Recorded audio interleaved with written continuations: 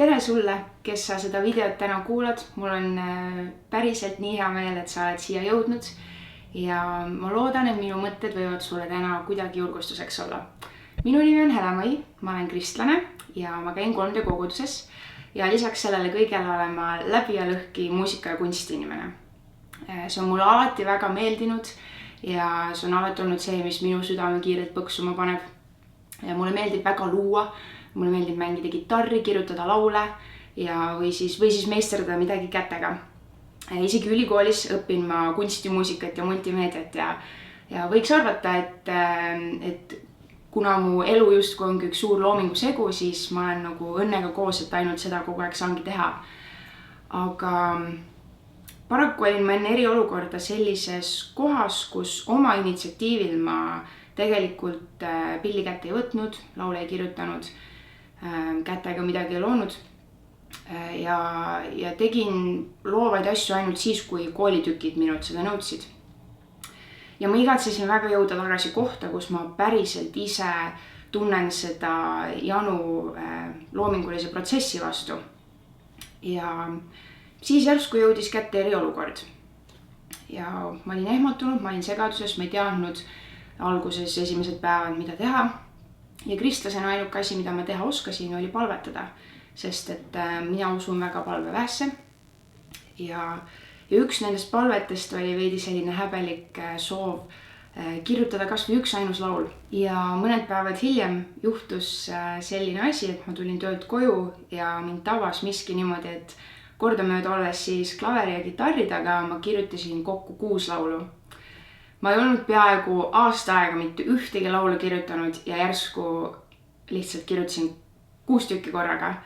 Ja ma olin päriselt, ma olin rõõmust ja ovastuses ja ma jagasin seda kõikide oma sõpradega ja ma olin lihtsalt nii õnnelik, sest et mind oli täitnud taas see rõõm loomise vastu. Aga see ei lõppenud seal, sellepärast et ma mõistsin kohe, kui väga selline loominguline protsess on minule nagu nii suureks lohutuseks ja kosutuseks sellisel keerulisel ajal. Mina usun, et meie taevane isa, kes on meie looja, on andnud meile need võimalused ise luua ja olla loomingulised just üheks selliseks puhuks, et meie hinged võiksid saada kosutust. Ja piiblis on näiteks kirjas ka loominguliste andide kohta, näiteks 2. Moosese raamatus 35. peatükis. Seal kirjeldatakse ühte meest nimega Betsaleel, kellele Jumal oli andnud igasugused tööoskused, et kujundada kunstipäraseid töid kullast, hõbedasest ja vasest. Ja täitnud oskustega, et teha igasugu tööd näiteks sepa või kudujana ja olla leidlik kunstipärastes töödes.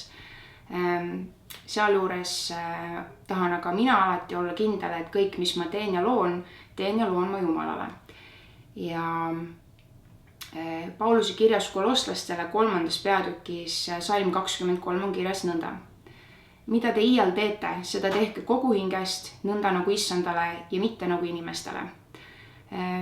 Ma tahan sind täna väga julgustada. Võib-olla sa oled nagu mina ja juba pikemat aega oled tundnud mingisugust sellist hirmuvarju ja ei ole julgenud võib-olla teha mingeid loomingulisi tegevusi, mida pikalt oled tegelikult igatsenud teha. Või võib-olla sa tunned, et looming ei ole olnud sinu kõige tugevam külg, siis võta need mõtted ja vii need Jumala ette ja uuri ja otsi koos temaga, et milline või on sinu kõige tugevam loominguline külg ja milline loominguline tegevus iseloomustab sind kõige paremini ja kõige rohkem sulle rõõmu toob. Usun, et loovus on sellisel keerulisel ajal üks väike armas ravim, mis saab meie meeli turgutada ja neid rõõmsana hoida. Ja ma lihtsalt tahangi tänada sind, et sa mind kuulasid täna ja ma soovin sulle väikselist nädala jätku ja soovin sulle vahvat loomist.